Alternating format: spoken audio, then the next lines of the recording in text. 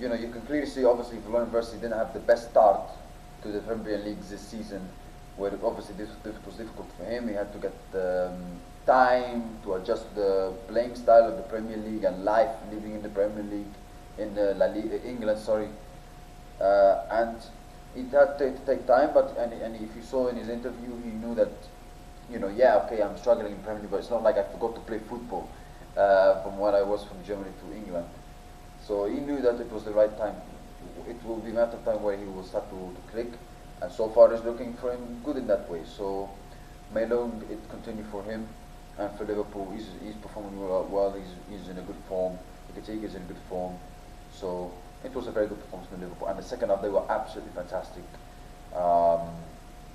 Yeah, and Florian Wirtz is like I said, he's a fantastic player. He's a guy not only scores goals, he creates, like he's involved. Because Liverpool, I think except Salah, one of Liverpool's problems they had, let's say, the last 12, 18 months, where except Mohamed Salah, they don't have many top quality playmakers or excellent playmakers. But Florian Wirtz is a kind of a guy that can tick that box, because not only he can score, but he can assist and he can contribute in many different ways, not only in goals. So, and there's a reason why he's a centre attacking midfielder, right? But yeah, he's in a good run of form, and long way it continue for him. But Liverpool, very important win for them, considering it's not been the best run of form for them recently. Very important win, and the second half they were absolutely fantastic. They were phenomenal in my opinion. So the players and Arne Slot, would need that.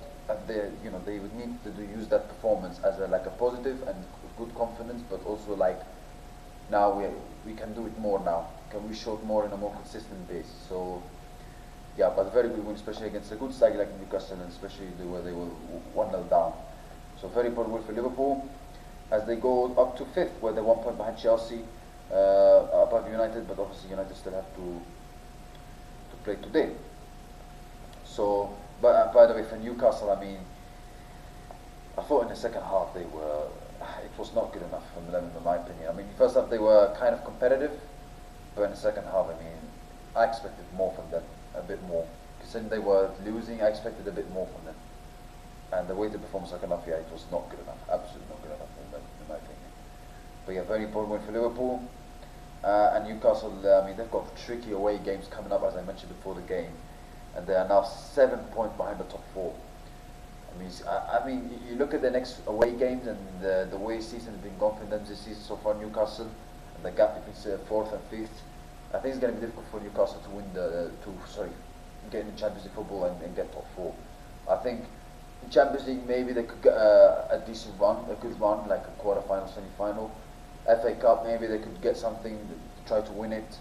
Carabao Cup, I think it's going to be difficult for them to overcome the 2 goal deficit to Man City. So I think the best realistic expectation for Newcastle first season is to qualify for Europe, try and win FA Cup, and go in a decent run in the Champions League. So, because I think it's going to be difficult for them to qualify for the Champions League in the Premier League, in my opinion. So, yeah, but very important win for Liverpool.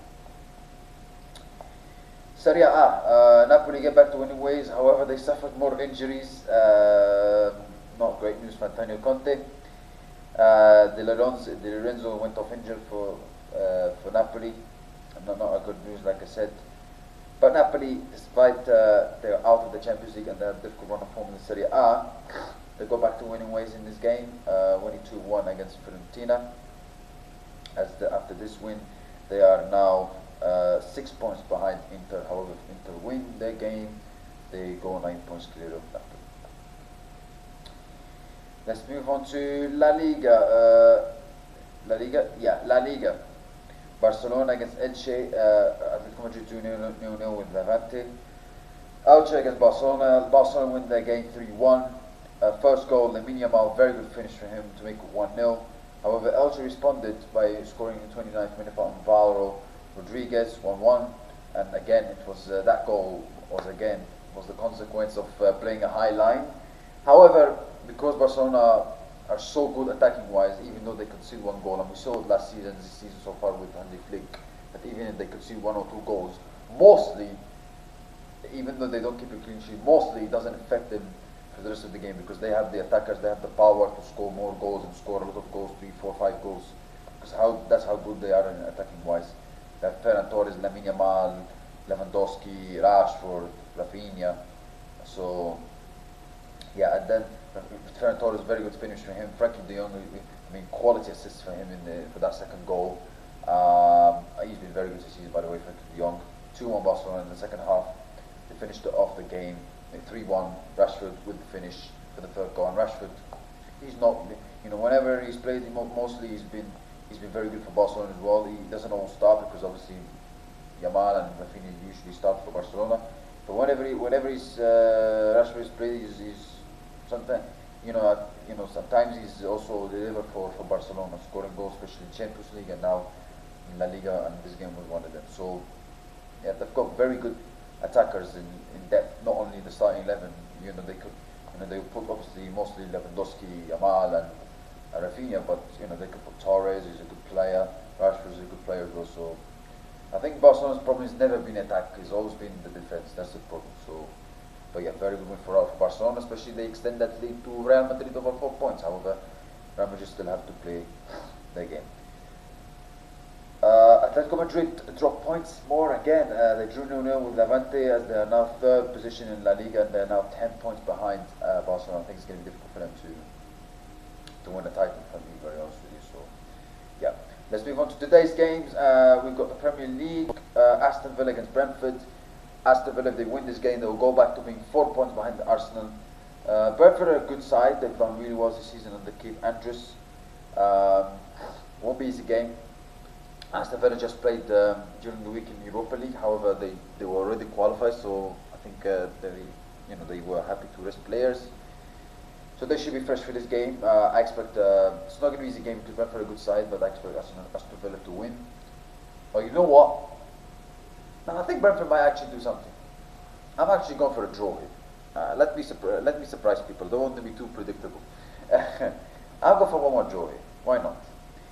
Manchester United against Fulham. Manchester United obviously very good wins, two very good performances against Manchester City and Arsenal. However, this is a game where it's not a big game, so they don't do well in the big games. But let's see how they do against in the games where they should win. Fulham are a good side. They're a good side. They can be a difficult team to play against. They're 7th in the Premier League. They had a tricky start of the season. However, they turned it around. That they've been a good run of form recently. And Marcus Silva, the job he's done at Fulham has been very, very impressive. Manchester United obviously won the last 2 games. However, they had bad news with Patrick Dorgu, who suffered a long-term injury, which kind of a shame because he was performing well for United, particularly that Arsenal game was absolutely fantastic, and obviously scored that fantastic goal. So shame to see. But United have a chance to win 3 games, to make it 3 wins in a row against Fulham. I expect a United win. I'm going for 2-0 win for Manchester United. Nottingham Forest against Crystal Palace. I'm going for a 1-1 draw. Tottenham Hotspur against Manchester City, the big one, or should I really call it the big one, where Tottenham usually they're not that good this season. But anyway, however, City, after seeing Arsenal win their game against Leeds, Man City have to bounce back, have to respond, to Arsenal and win against Tottenham and go back to the gap of 4 points. They improved the results and performance in the last 2 games by beating Galatasaray and Wolves. However, they still have some issues as it showed in the games against Bodo Glimt and Man United, especially defensively. So this is a very important game for City. They've got to give 3 games coming up. It's going to be very important. The semi-final of the Carabao Cup and 2 big games away from home against Tottenham and Liverpool. And they play against a team against Tottenham who they usually step up against Manchester City. I mean, so who knows? I think Tottenham can do something in this game because they have mostly a good record against City. Even though at their worst they step up against Man City. But they've been a very poor run of form. I have to say, I mean, they're 14th in the Premier League. They are only 8 points clear of West Ham, who are in a relegation zone. Yes, they're doing well in the Champions League, but domestically they've been absolutely dreadful this season. So this is a game that's very important for Thomas Frank and for the Tottenham fans to turn up and step up and deliver a good performance and potentially even a good result. Who knows? I mean, Tottenham, like I said, they usually get good results against Manchester City, so why can't they do that again? Even though they're struggling once again this season. So, yeah. But it's a very important game to City. They cannot drop points, especially after seeing Arsenal win and maybe Villa if they beat Brentford as well. So, very important win. Very important game, sorry, for City. My prediction, I think Tottenham will give City a push in this game. I'm actually saying City. I'm actually saying Tottenham will win. I have a sneaky feeling they'll win this game. I don't know why. I mean, considering all the problems they've had and Thomas Frank is under pressure, I have a sneaky feeling. And considering their record against City, I have a sneaky feeling they will win this game. I'm going for 2-1 win for Tottenham. Why not? I don't know why, but I just feel Tottenham will win this game 2-1. I have a sneaky feeling, honestly, but yeah, let's see what happens. That's it, guys. Thank you. I wish you have a nice day. See you next time, and goodbye.